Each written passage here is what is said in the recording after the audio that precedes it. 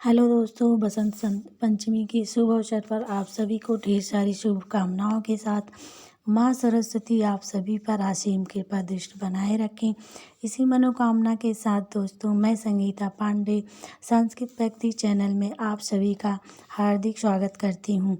आज की वीडियो में हम आप लोगों के लिए लेकर आए हैं लक्ष्य सिद्धांत कौमुदी नामक ग्रंथ, जिसके रचयिता हैं वरदाचार्य आचार्य जी। तो लक्ष्य सिद्धांत कौमुदी नामक ग्रंथ के मंगलाचरण से हम वीडियो को स्टार्ट करते हैं। दोस्तों चलिए देखते हैं, मंगलाचरण करते हैं। नत्वां सरस्वतीं देवीं शुद्धां गुणां करोऽहं पाणिनीय प्रवेशाय लक्ष्य सिद्धांत कौमुदी। इसमें वरदाचार्य जी कहते हैं कि नत्वां सरस्वतीं देवीं, मैं नमस्कार करता हूँ सरस्वती देवी को, उन सरस्वती देवी को जो शुद्ध गुणों से युक्त हैं, उनको मैं नमस्कार करता हूँ। और किस लिए करता हूँ, फिर प्रश्न उठता है कि वरदाचार्य आचार्य जी किस लिए नमस्कार करते हैं सरस्वती माँ को। तो पाणिनीय प्रवेशाय अर्थात पाणिनि द्वारा लिखे गए अष्टाध्यायी नामक ग्रंथ में प्रवेश करने के लिए वरदाचार्य जी लक्ष्य सिद्धांत कौमुदी नामक ग्रंथ की रचना करते हैं। तो चलिए दोस्तों, एक बार हम फिर से देख लेते हैं मंगलाचरण को।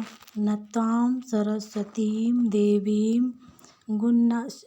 देवीं शुद्धां गुण्यां करोऽहं पाणिनीय प्रवेशाय लक्ष्य सिद्धांत कौमुदी।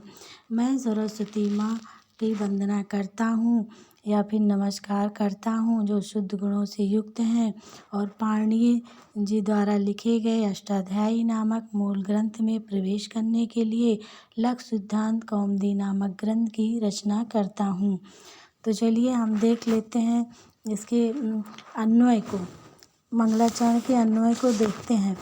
अहम अहम अहम शुद्धां गुणां सरस्वतीं देवीं नत्वा पाणिनीय प्रवेशाय लक्ष्य सिद्धांत कौमुदी।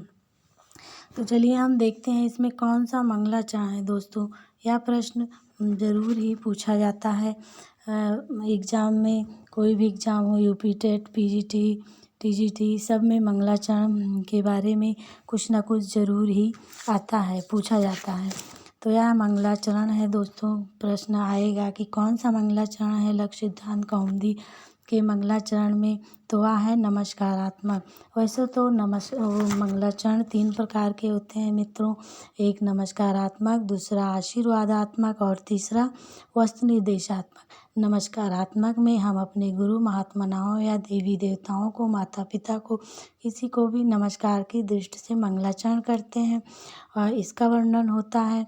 और आशीर्वादात्मक में हम आशीर्वाद प्राप्त करने की दृष्टि से मंगलाचरण कहते हैं, जैसे सरस्वती, शंकर जी, किसी गणेश जी, किसी भी देवता की स्तुति करके जिसमें आशीर्वादात्मक शब्दों का, वर्णों का प्रयोग किया जाता है, वह आशीर्वादात्मक मंगलाचरण होता है। और वस्तु निर्देशात्मक तीसरा मंगलाचरण है, जिसमें इस मंगलाचरण में सीधे ग्रंथ के अंदर से प्रतिपादित विषय को ही मंगलाचरण में दिखा दिया जाता है या दर्शा दिया जाता है, तो वह वस्तु निर्देशात्मक मंगलाचरण की श्रेणी में आता है, जैसे कि किरातार्जुनीयम, मेघदूतम, ये सब, इन सब के मंगलाचरण वस्तु निर्देशात्मक हैं।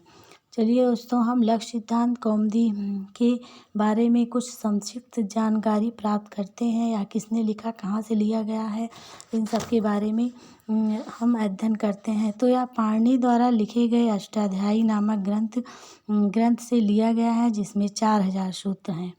तो इन 4000 सूत्रों का संकलन करके, काट पीट के, मतलब छोटा छोटा करके इसे छोटा दिखाने के लिए या पढ़ने में आसानी होने के लिए भट्टो जी दीक्षित ने सिद्धांत कौमुदी नामक ग्रंथ की रचना कर डाली।